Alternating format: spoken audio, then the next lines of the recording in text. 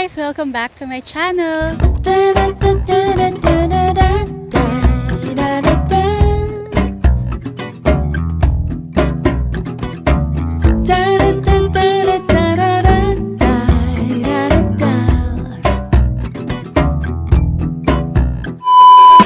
nandito tayo ngayon sa Wat Nom or Wat Phnom. Isa to sa oldest temples dito sa Phnom Penh. This temple was built in 1372 by a woman named Don Pen. So guys, bumili lang tayo ng ticket. For foreigners guys, kailangan magbayad ng 1 USD. So, ayun lang yung ticket counter. And then, ito yung entrance. Sobrang mura niya guys. Tara, tingnan natin kung anong meron sa loob. So, ang story nitong temple na to is si Don Pen daw or Grandmother Pen ay may nakita siyang 4 Buddha statues sa loob ng floating tree. So, para i-protect yung Buddha statues na yon, ginawa niya tong Wat Nom dito sa hill. So, ang ibig sabihin guys ng Nom ay hill. So, para siyang temple on the hill. Umakyat tayo dito sa pinakataas. Mag-remove lang tayo ng shoes. Ayan guys.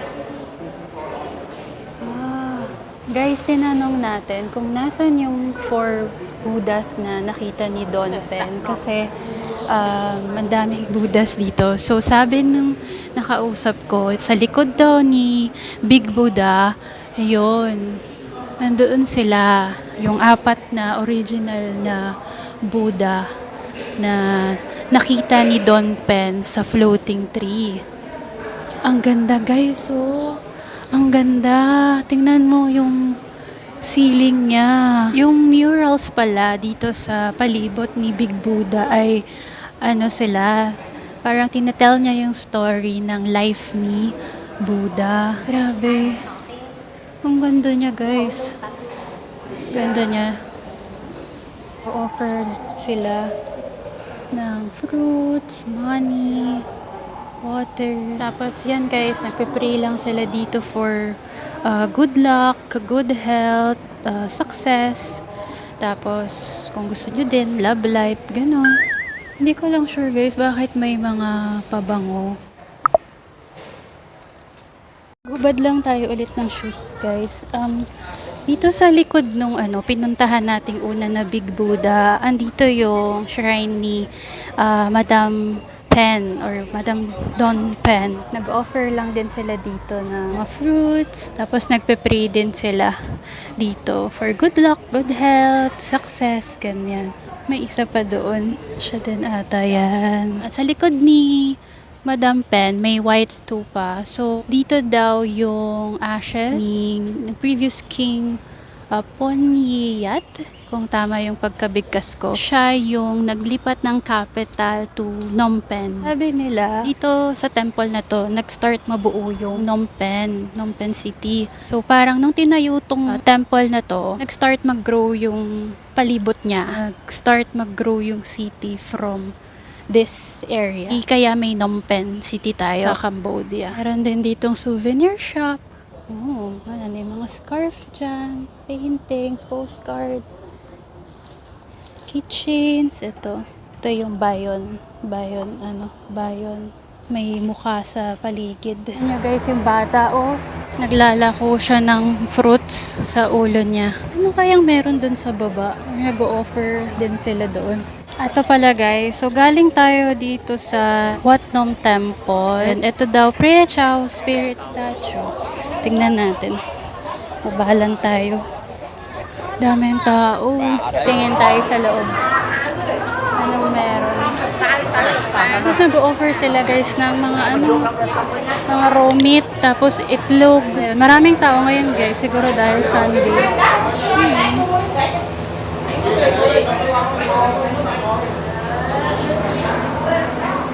Ayan, nag-pray lang sila. Ang dami.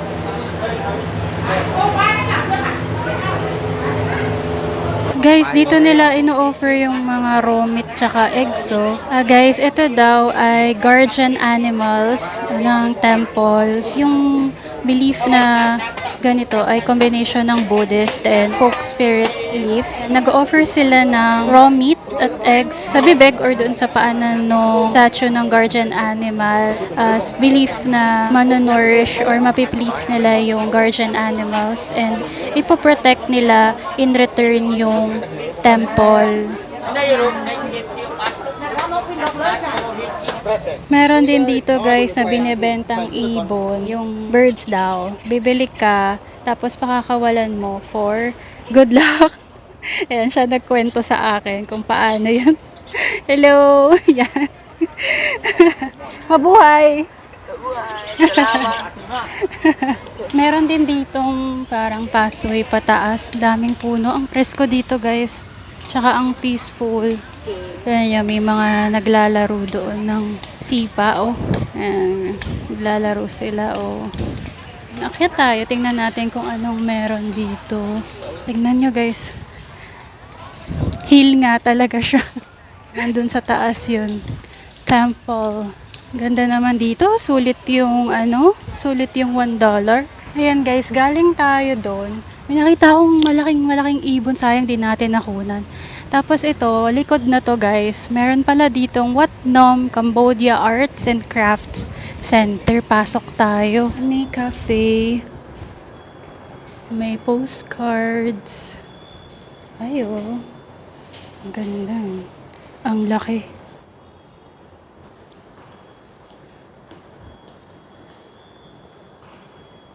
Mga wood sculptures dito guys. May kampot pepper din dito oh, from La Plantation. Guys, pupunta pala tayo dyan sa February. So, abangan nyo yung vlog natin about that. Guys, artificial pala tong hill na to. So, basahin natin. So, Wat Nom is an artificial hill of 27 meters built in 1373, which is the highest Buddhist edifice in Phnom Penh. Legend has it that in 1372, a wealthy lady asked all the inhabitants to help raising up a real little hill on a hillock in front of her house called Nom Don Pen. Together with neighbors, built a sanctuary on the Nom to place 4 statues of Buddha found in a large koki tree trunk that had drifted away from the mainland. In 1434, King Poniat established a city around Nom by giving the name Nom Don Pen, which became soon after Phnom Penh. A large stupa was built at the top of the hill to store ashes of his family. This stupa has been renovated and transformed several times. In 1434, 1806, 1894, and 1926. These works have embellished the site of Wat Nom over time. Okay guys, so artificial hill pala siya. Amazing. Okay. Last look bago tayo lumipat. Ito pala guys sa likod yung magandang view no stupa ng family no king. May malaking clock din dito. So 11:30 na. Tama naman siya. Gumagana siya guys. 11:30 na. Kaya pala nagugutom na ako. Tara, kain na tayo. Guys, bumili tayo nitong hindi ko alam tawag sa kanya, pero parang gusto ko lang siyang itry. Ang laki. Ay, crack agad. Hindi siya makrack guys. Ang laki. Parang siyang malaking cracker. Tingnan mo naman kung gaano kalaki. Ayan, 2,000 real lang siya. Guys, nandito na tayo sa kakainan natin for lunch. 126 restaurant. Malapit lang siya doon sa Wat Nom. 3 minutes away lang siya. So, dito ay local food. Kasi nagkikrave ako ng Baisak Chuk. Nakita ko meron dito. Tsaka nakikita ko rin siya sa TikTok. Wait lang, tawid muna tayo. Hello. Ito yung menu nila. Yeah, Baisak Chuk. Baisak Chuk. This one, barbecue pork rice. Ayan guys, so nag-order lang ako guys na barbecue pork rice or yung Baisak Chuk nila.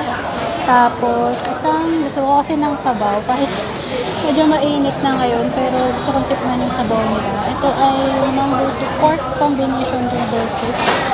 Tapos, Order lang din tayo ng ice milk coffee. Na yung coffee natin, guys. Ang tapang.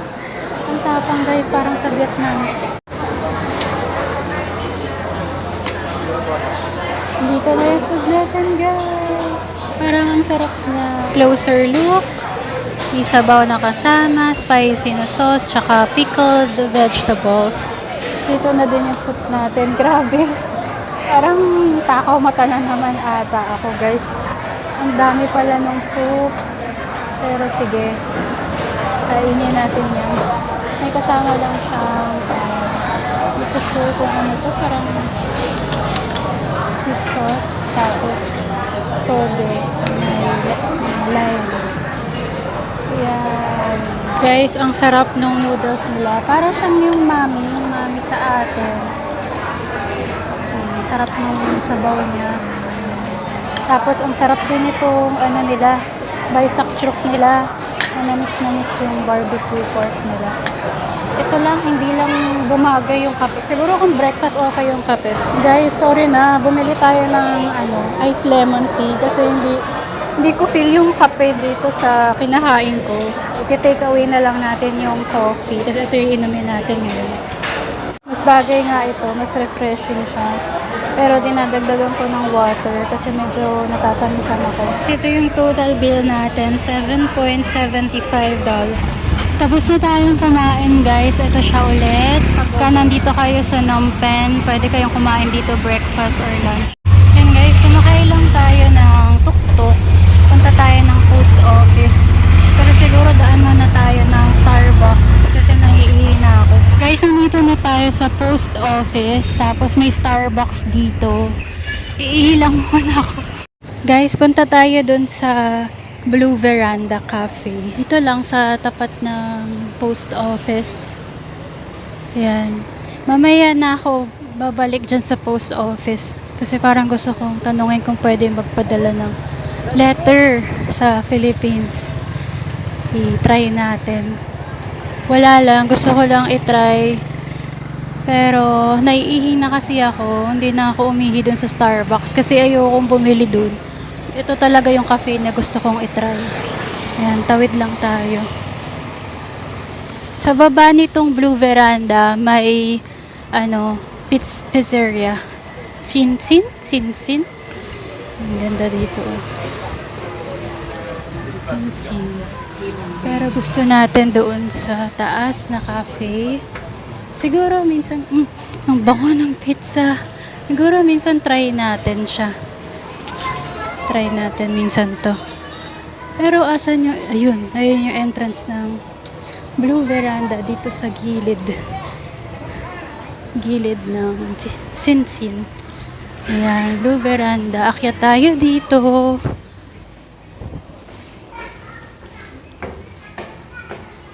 Tapos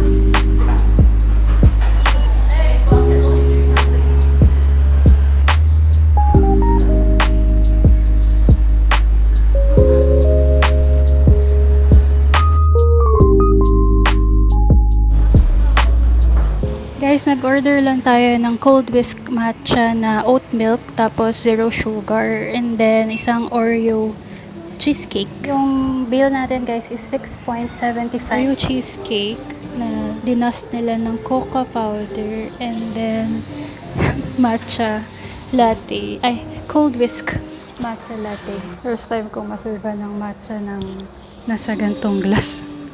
Tikman natin.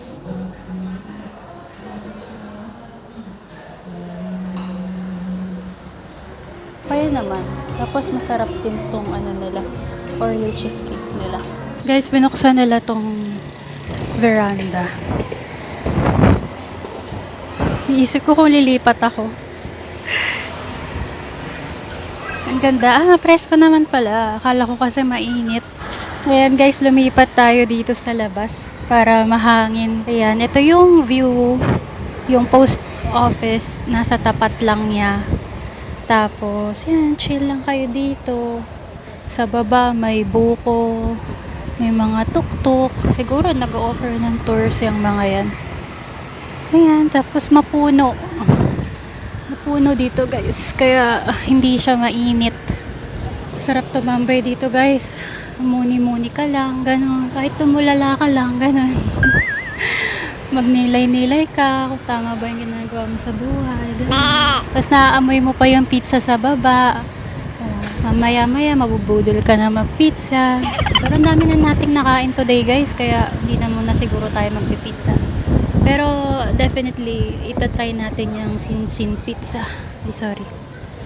Bango eh.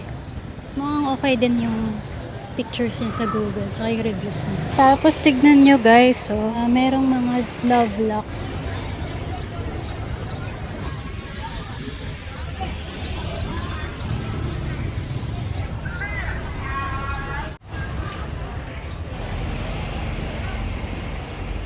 Ayan guys, nakaalis na tayo sa cafe. Balik tayo dito sa Cambodia Post. Magtanong tayo kung magkano magpadala ng letter sa Philippines. Wala lang. Try lang natin. Yan. Pasok tayo. So, open daily, 7:30 a.m. to 5:30 p.m. Let's ask. Pero kailangan ko muna ng postcard. Eh, ganda. Ang dami nilang stamps. Guys, pwede tayo magpadala sa Philippines ng postcard. 3,000 real lang or less than $1. So, sabi ko, pili ako ng postcard. Ito yung pinuntahan natin kanina. Oh, what nom? Ito kaya. Pero ang ganda din ito. Oh, Independence Monument. Tapos, meron din silang bayon.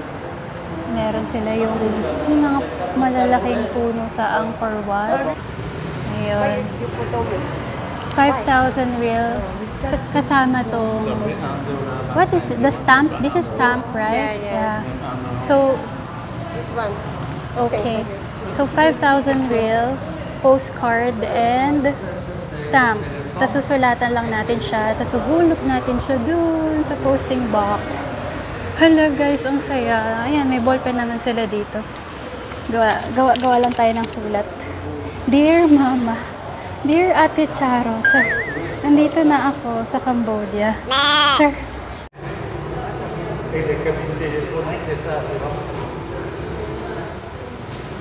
Okay guys, tapos ko na siyang sulatan, yung likod niya. So, ihulog na natin siya dito sa posting box.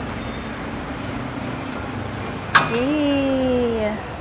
Tanong natin kung gaano katagal bago dumating. How long before it arrives Philippines? And 2 weeks and 3 weeks. Thank you, Bong. Thank you. First time natin magpadala ng letter sa post office. Parang masaya pala siya, no?